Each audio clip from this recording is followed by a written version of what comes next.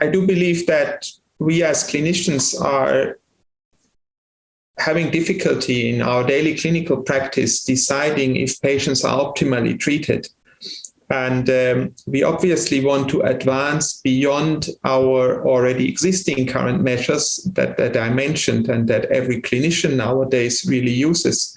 So the first step was for us to investigate if serum NfL z-scores predict disease activity in the next year, just irrespective of those mentioned measures. And we did see that this is the case.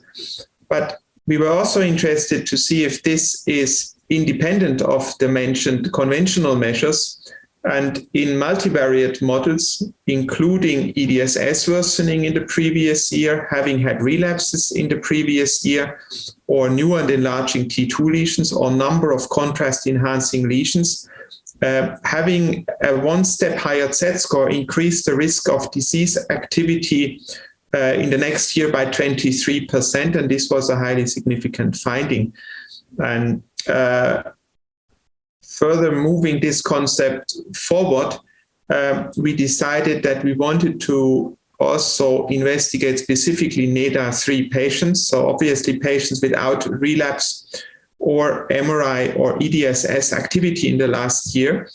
And we saw that in these patients, a higher Z-score above 1.75 increased nearly fourfold the risk of disease activity in these generally relatively very stable patients. But these patients had a fourfold increased risk of disease activity in the next year. So being a strong argument actually that this biomarker is able to dissect out residual disease activity in these otherwise MRI and clinically very stable patients.